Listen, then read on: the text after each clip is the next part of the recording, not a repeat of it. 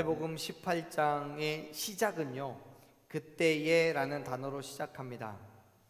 마태복음에서는 이 그때라고 번역되어 있는 헬라어 단어가 대부분 토테라는 헬라어로 쓰여집니다. 근데 이 토테라는 단어는 어떤 시간을 말하기보다는 다른 내용으로 주제가 바뀌어질 때 사용하는 단어거든요. 그런데 오늘 우리가 함께 읽은 1절의 그때에라는 단어는요, 조금 전에 말씀드렸던 그 토테라는 단어를 사용하지 않아요. 헬라어로는 무엇 안에라는 의미를 가지고 있는 단어와 때, 시간 이런 의미를 갖고 있는 단어가 합해진 단어를 사용합니다. 그래서 이 단어를 그대로 번역하면 이 시간 안에라고 이렇게 이야기할 수 있어요. 앞에서 말씀드렸던 토테라는 단어를 사용하지 않아요. 다시 말해서 18장 1절에서부터 처음에 기록된 이 그때라는 건 사건이 바뀌어졌고 또 장소가 바뀌어졌고, 그래서 그때가 아니라 앞에 기록되어 있는 내용과 시기적으로 일치하고 있다라는 그 시간 안에 일어난 사건이라는 것을 이야기하고 싶은 거예요. 그 시점에 대해서 마태복음은 뭐라고 얘기하냐면 17장 마지막에 기록되어 있는 것처럼 예수님께서 성전세를 내신 그 이후예요. 그리고 같은 사건을 기록하고 있는 마가복음을 보면 가버나움의 한 집에 계실 때 18장에 있는 이 사건이 벌어지고, 또 누가복음에서는 예수님께서 두 번째로 고난받으실 것을 말씀하신 이후로 기록하고 있어요. 근데 마태복음과 마가복음과 누가복음이 같은 이야기를 하고 있지만 기록되어 있는 시간이 조금 다른 것처럼 보여지는데 사실 다르지 않아요. 왜냐하면 마태복음을 중심으로 생각해 보면 마가복음에서 말하고 있는 그 가버나움의 한 집이 어디냐면, 어느 집인지는 모르겠지만 우리가 마태복음 17장 24절에서 성전세를 내셨던 그 지역이 바로 가버나움이에요. 그래서 그 성전세를 내셨던 그 사건 이후로 이 18장의 사건이 기록되어 있다는 것을 마가복음에서도 확인할 수 있고요. 또 누가복음에서 두 번째로 고난받으실 것에 대해서 말씀하신 것은 마태복음 17장 22절과 23절에 기록되어 있는 그 사건이에요. 그 말씀이에요. 그렇기 때문에 결론적으로 18장에서 말하고 있는 그때는 언제냐면 성전세를 내신 이후와 같은 시점인 거예요. 자, 그런데 여러분, 문제는 지금 이 사건이 말하고 싶은 게 뭐냐는 거죠. 우리 한번 1절 말씀 읽어볼게요. 다시 한번 마태복음 18장 1절 말씀 우리 같이 읽겠습니다. 그때에 제자들이 예수께 나와 이르되 천국에서는 누가 크니까. 아멘. 여러분, 지금 18장에서 기록하고 있는 사건은 제자들이 예수님께 나와서 질문을 하는 것으로 시작합니다. 그 질문이 뭐예요? 천국에서는 누가 크냐는 거예요. 누가 크긴요? 키 큰 사람이 크겠죠. 사실 제자들이 이 질문을 하기 전까지 그들이 서로 논쟁을 벌였었어요. 네가 크냐 내가 크냐를 이야기했단 말이에요. 그리고 그 논쟁에 대한 대답을 예수님께 듣고 싶었던 거예요. 왜냐하면 예수님의 대답에 따라서 천국에서의 지위가 결정된다고 생각했기 때문이에요. 무슨 말이냐면요, 여기에서 우리가 이해해야 할 두 가지가 있는데, 첫째는 천국이 뭐냐는 것과 큰다라는 것이 뭐냐는 거예요. 먼저 이 크다라는 말을 한번 얘기해 볼게요. 우리 성경에는 크다라고 번역되어 있는 이 헬라어 단어가 크다라는 뜻도 있지만 위대하다라는 뜻도 있어요. 제자들은 예수님께 누가 천국에서 큰 사람입니까? 라고 묻지만 이거를 헬라어 원어대로 그렇게 번역을 해보면요, 누가 천국에서 위대한 존재입니까? 라고 묻는 거예요. 즉 천국에서 누가 더 높은 지위를 얻을 수 있습니까? 그 이야기를 하고 있는 거죠. 왜냐하면 위대한 순서대로 귀중한 지책부터 하나씩 밑으로 내려가게 될 테니까요. 그런데요, 두 번째, 더 이상한 거는 제자들이 궁금해하고 있는 이 천국이라는 거예요. 천국이 지금 우리가 이해하고 있는 것처럼 하나님께서 계시는 그 하늘나라를 이야기하고 있는 것만은 아니에요. 사실 제자들이요, 예수님이 세우실 그 천국은 이 땅에 정치적으로 이루어질 하나님의 나라라는 오해를 계속해서 하고 있는 중이에요. 아직 그 부분이 해결되지 않았어요. 여전히 지금 이 18장 사건 속에서도 여전히 제자들은 예수님이 정치적인 메시아로서 오셨고, 이 땅에, 현실의 이 땅에 하나님의 나라가 세워질 거라고 확신을 가지고 있는 거예요. 다시 말해서 예수님께서 로마의 통치로부터 이스라엘을 구원해내시고 옛날 다윗의 때와 같이 예수님을 통하여서 하나님이 다스리시는 그의 나라가 세워질 거라고 믿는 거예요. 그래서 지금 여기에서 1절에서 말하고 있는 이 천국은 하늘나라를 말하는 것이기도 하겠지만, 궁극적으로 본질적으로 제자들이 말하는 건 이 땅에 세워질 하나님의 나라예요. 자, 그렇다면 지금 1절에서 제자들이 질문하고 있는 천국에서 누가 큽니까? 라는 이야기를 정말 정확하게 풀어서 말하자면 이런 거예요. 예수님께서 로마의 통치로부터 우리를 구원하시고 새로운 왕으로서 당신이 왕권을 잡을 때에 그 하나님의 나라, 그 예수님의 나라에서 누가 더 높은 위치에 앉을 수 있습니까? 그 이야기하고 있는 거죠.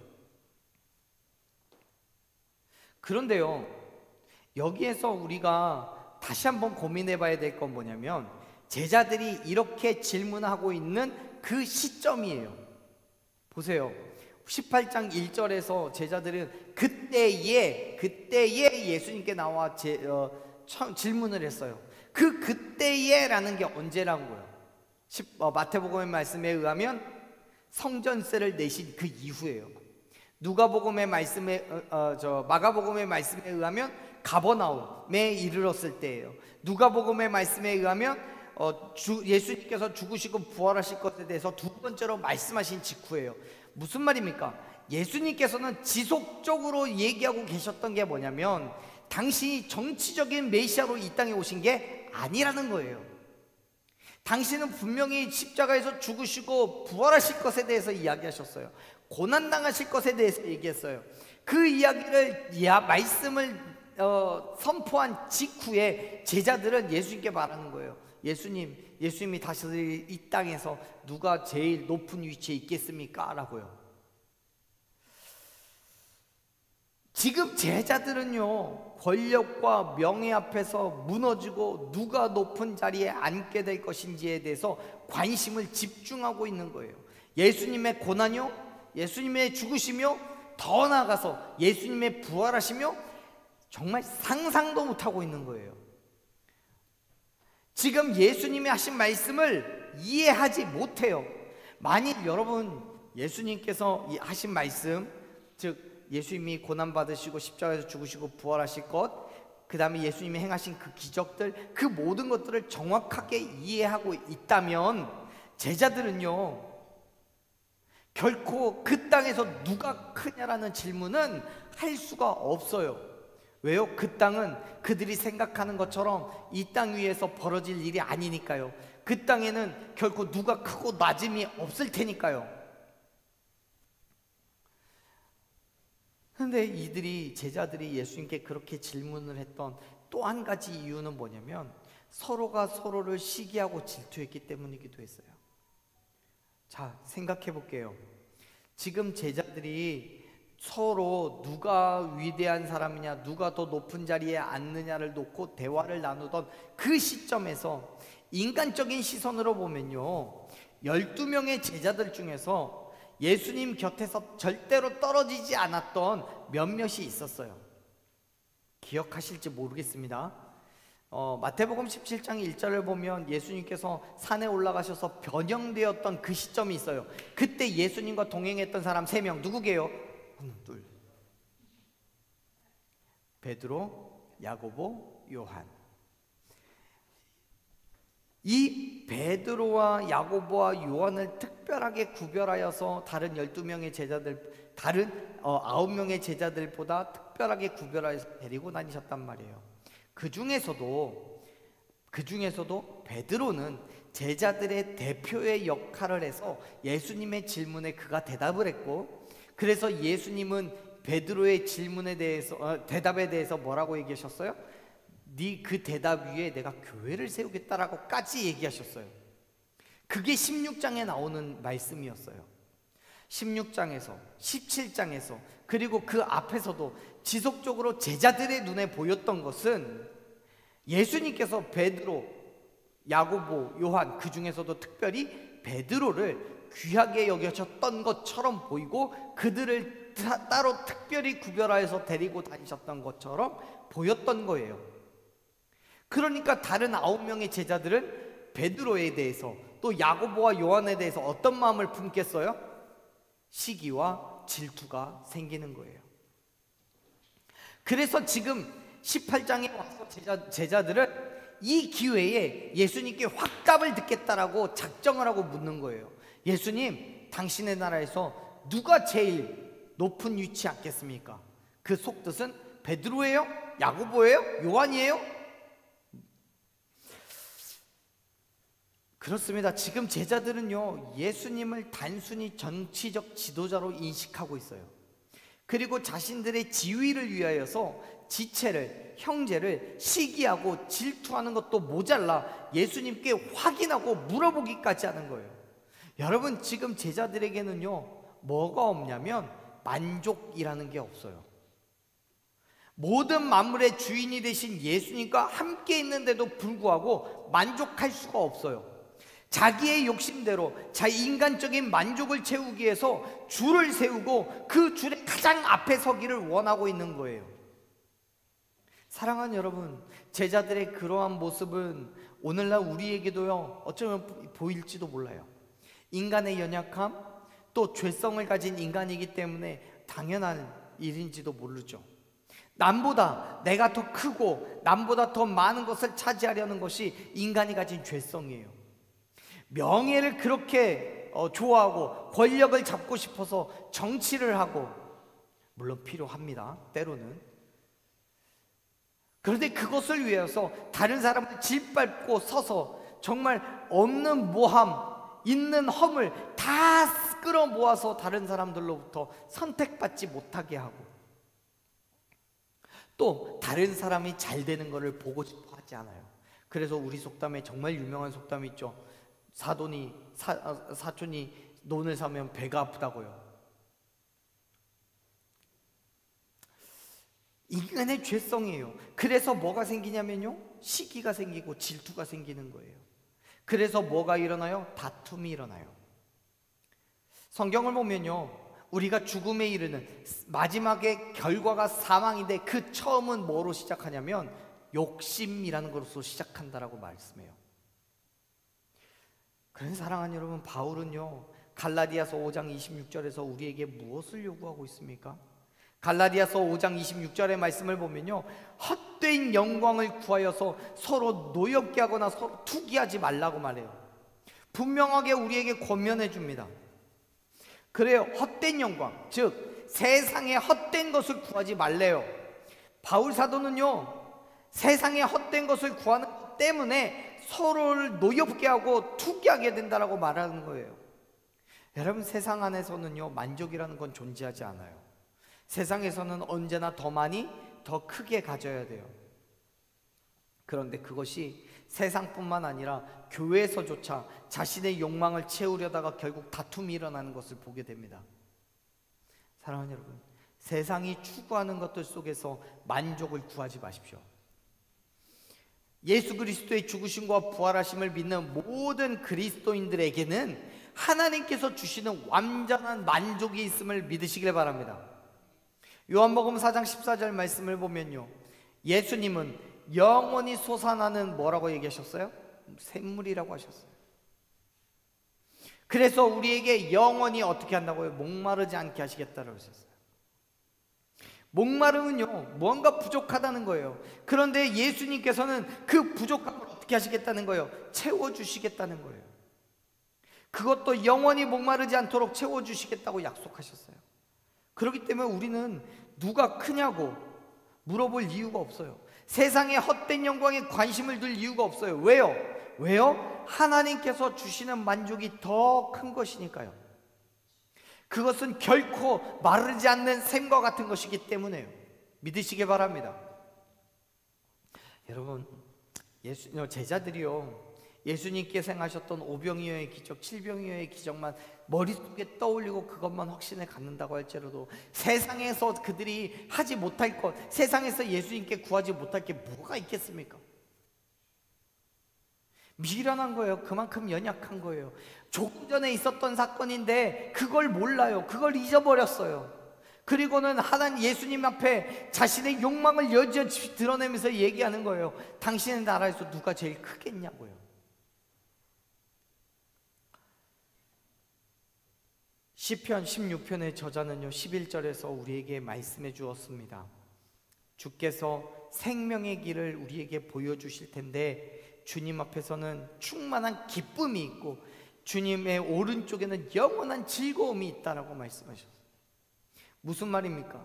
하나님께서 생명의 길을 우리에게 주셨는데 그 길을 걸어서 하나님께 나아갔을 때 그 앞에는 충만한 기쁨이 있고 영원한 즐거움이 된다는 거예요. 어디에 있을 때요? 하나님 앞에 있을 때요. 아멘. 사랑하는 여러분, 하나님을 찾으십시오. 하나님을 구하십시오. 하나님께서 저와 여러분에게 부어주시겠다고 약속하신 것을 기다리십시오. 세상의 것들이 아니라 하나님께서 주시는 것에서 우리는 참된 만족을 누리는 저와 여러분 되기를 간절히 축원합니다. 그런데 여러분, 그렇게 되기 위해서는 애당초 우리의 가치관을 바꿔야 된다고 말씀해요. 한번 말씀을 다시 한번 읽어보죠. 2절 3절 말씀 같이 읽겠습니다. 예수께서 한 어린아이를 불러 그들 가운데 세우시고 이르시되 진실로 너희에게 이르노니 너희가 돌이켜 어린아이들과 같이 되지 아니하면 결단코 천국에 들어가지 못하리라. 아멘.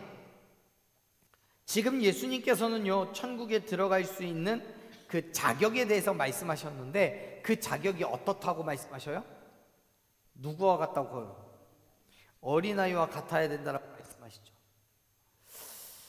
그런데 그 말씀이 그렇다면 천국에 들어가지 못하는 사람들은 누구예요? 어른들은 못 가요. 어른들은 못 가요. 어른들은 못 가고 오직 어린아이만 갈 수 있어요. 그럼요, 정말 그렇다고 한다면 정말 천국에 들어갈 수 있는 건 몇 살 이전 사람들만 갈 수 있을까요? 아마 10살 이하? 그 전에 우리는 다 죽어야지 천국 갈 수 있는 건가요? 여러분, 여기에서 말하는 건 나이의 문제, 키나 어떤 태어난 연도 이런 것에 대한 문제가 아니에요. 지금 예수님이 말씀하시는 건 가치관의 문제인 거예요. 가치관. 다시 말해서 우리가 천국에 들어가기 위해서는 어른으로서의 가치관을 버려야 된다는 거예요. 여러분, 어른으로서 가지고 있는 그 가치관이 뭡니까? 세상 속에서 살아가면서 배웠던 것, 또 가지고 있었던 인간적인 가치관, 정체성, 이런 모든 것들을 철저히 버리고 어린아이와도 같이 겸손하고 순전함으로 하나님의 말씀에 철저히 순종하는 그 믿음의 태도가 있어야 천국에 갈 수 있다고 지금 말씀하시는 거예요. 사실 여러분, 예수님을 믿기 전과 믿고 난 이후의 삶은 완전히 바뀌어야 돼요. 완전히 바뀌어야 돼요. 이전의 삶의 방식, 가치관, 생각과 지식을 다 내려놓고 예수 그리스도의 삶의 방법을 따라가야 한다는 것을 여러분 믿으시길 바랍니다.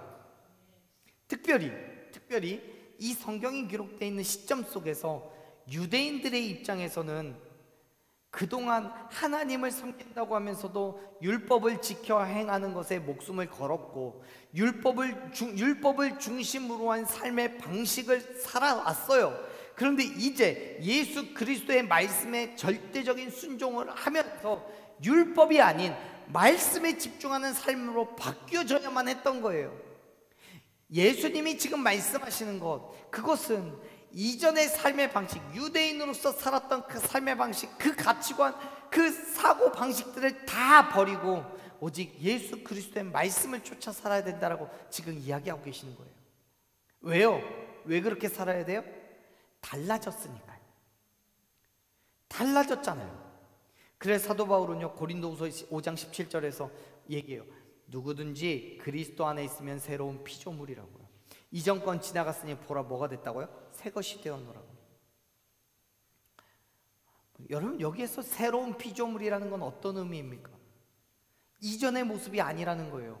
이전과는 전혀 다른 거라는 거예요. 그런데 여러분, 시간의 흐름 속에서 1시간 전에, 30분 전에, 1분 전에 나와 지금 현재의 나가 다르다라는 그 존재론적인 의미 말고요, 아시죠? 1시간 전에, 30분 전에, 1분 전, 과거예요. 이미 시간이 지나가면서 지금 이 시간 이후로는 다 과거예요. 그 과거의 나와 현재의 나가 다르다라는 것, 그런 존재론적인 의미 말고 본질적인 새로움을 이야기하는 거예요. 본질적인 새로움.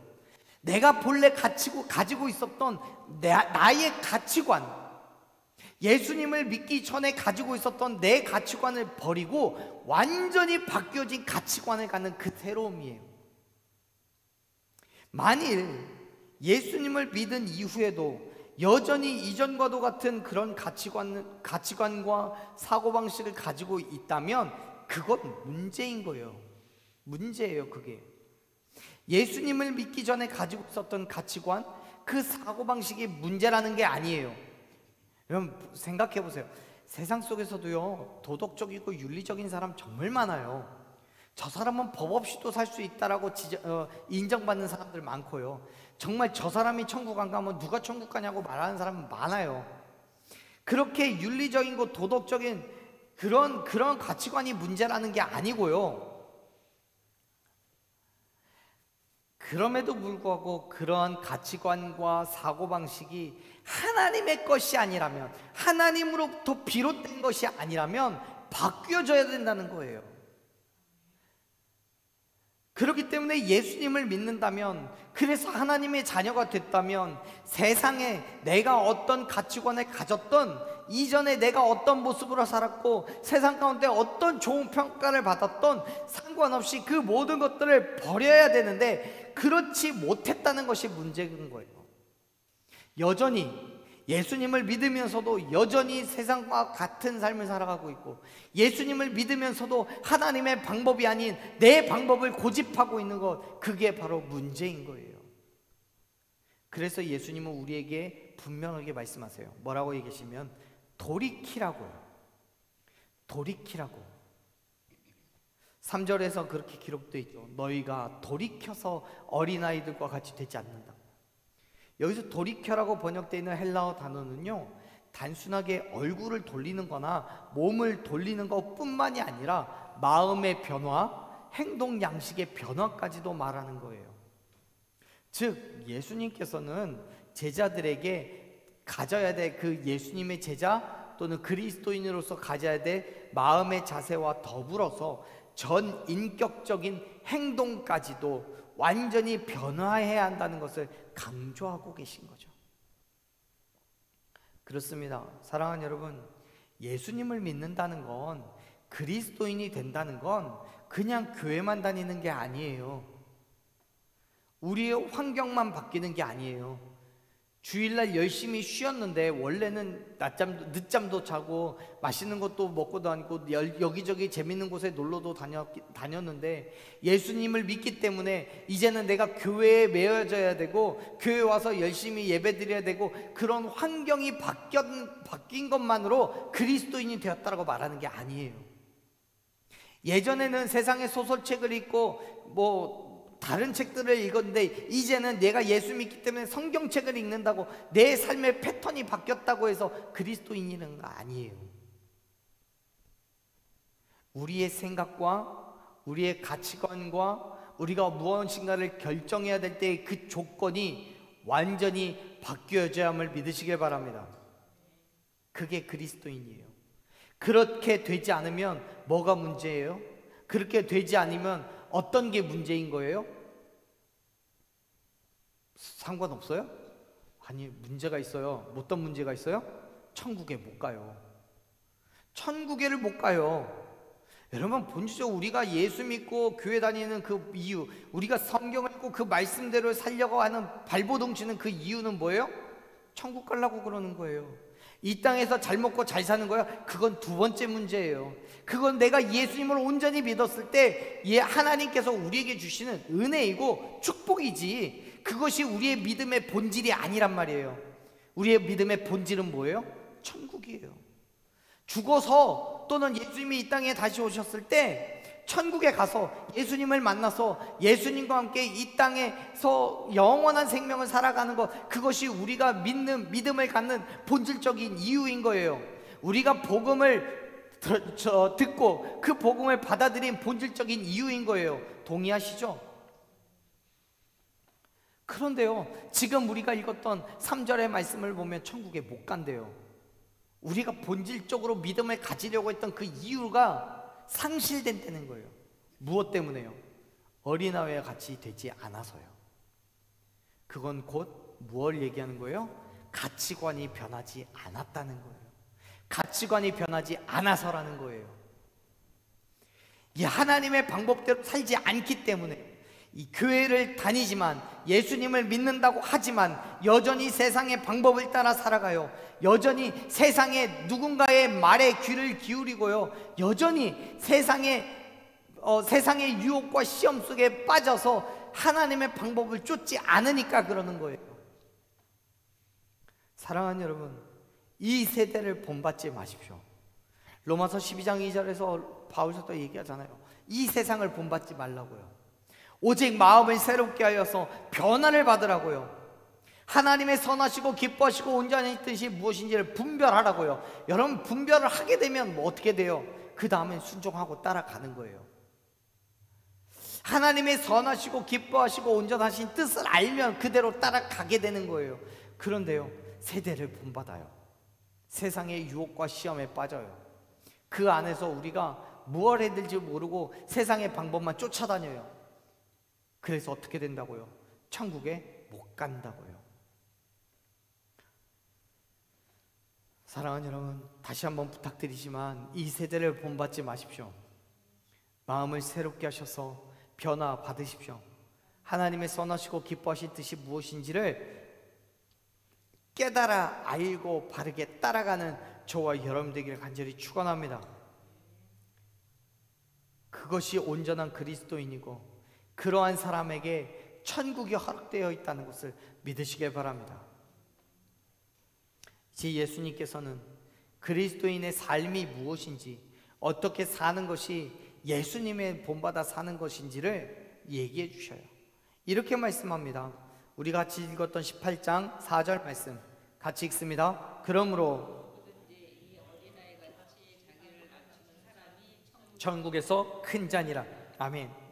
예수님께서는 천국에서 큰 사람에 대해서 어린아이와 같이 자기를 낮추는 사람이라고 말씀합니다.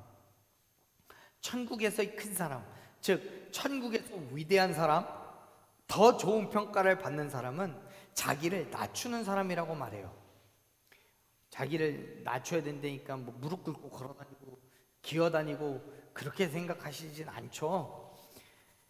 이건 천국에서 누가 크냐고 묻는 그 제자들의 질문에 원천적으로 너네들이 하는 그 질문 자체가 틀렸어, 그 얘기 하시는 거예요. 그리고 가르쳐 주시죠.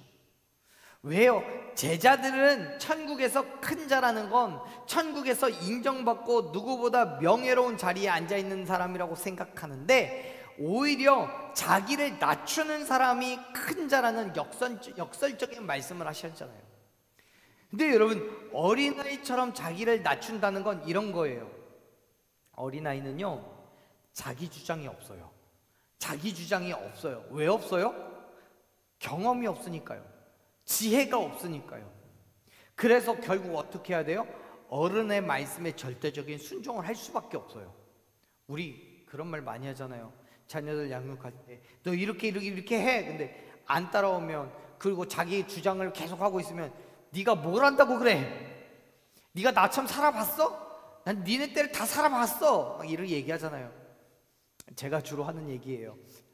여러분, 우리 하나님께서 우리에게 말씀하시고 우리에게 명령하실 그때 우리가 조목조목 반박해가며 하나님 그렇게 살면 안 돼요, 하나님 이게 맞는 거잖아요, 하나님 이렇게 하는 것이 옳은 거 아니에요 라고 반박할 때마다 하나님 우리에게 뭐라고 하시겠어요? 네가 뭘 한다고 그래?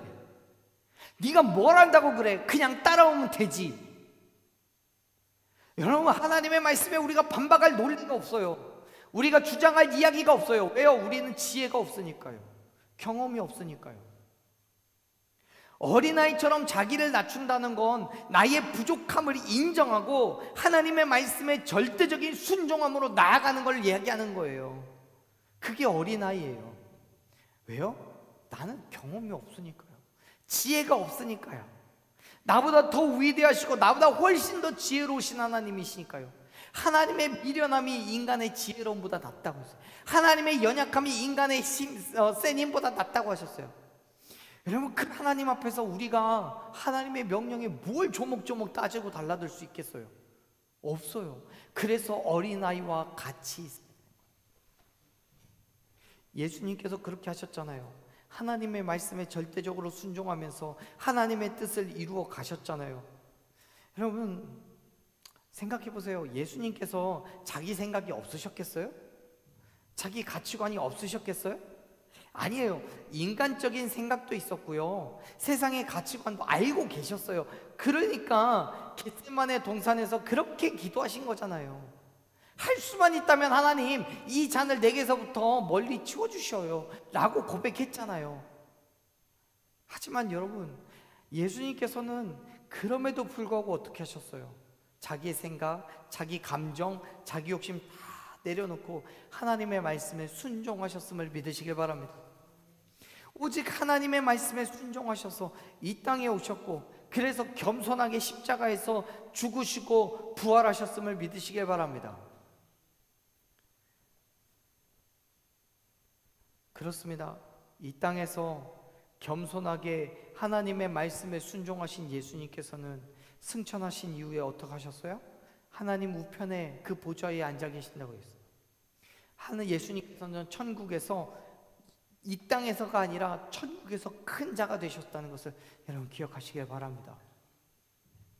저와 여러분 또한 단순하게 교회를 다닌다는 것만이 아니라 겸손하게 하나님의 말씀에 순종하여서 그의 뜻을 따라 살아간다면 천국에서 큰 자가 되는 복과 은혜를 누리게 될 줄로 믿습니다. 사랑하는 여러분, 우리가 이 땅을 살아갈 때요, 세상의 가치와 경험과 그 지식들은요, 끊임없이 우리를 유혹하고 시험에 들게 합니다. 자기들이 맞다고 우겨요. 그리고 그대로 따라가지 않는 우리에게 미련하다라고 조롱하고요, 바보 같다라고 멸시합니다. 세상의 것을 따르지 않을 때에 주어지는 손해를 감당해야 된다라고 이야기합니다. 그럼에도 불구하고 사랑하는 여러분, 하나님의 말씀에 순종하십시오. 어린아이와도 같이 하나님의 말씀에 절대적인 순종함으로 나아가십시오. 왜요? 우리의 지혜가 아무리 많다고 할지라도 하나님의 미련함을 따라갈 수 없으니까요. 때로는 기꺼이 세상의 것을 포기하고 손해를 감당하십시오. 그렇게 해서 천국을 갈 수만 있다면 그렇게 하십시오. 천국은 하나님의 말씀에 순종하는 하나님의 백성들에게 허락된 하나님의 나라임을 기억하시길 바랍니다. 그리고 그 믿음으로 예수님처럼 낮은 자의 삶으로 나아가는 저와 여러분이 되기를 간절히 축원합니다. 하루하루 매일같이 우리에게 주어진 세상의 유혹과 시험 가운데서 하나님의 말씀으로 이기고 승리하는 저와 여러분이 되기를 간절히 축원합니다.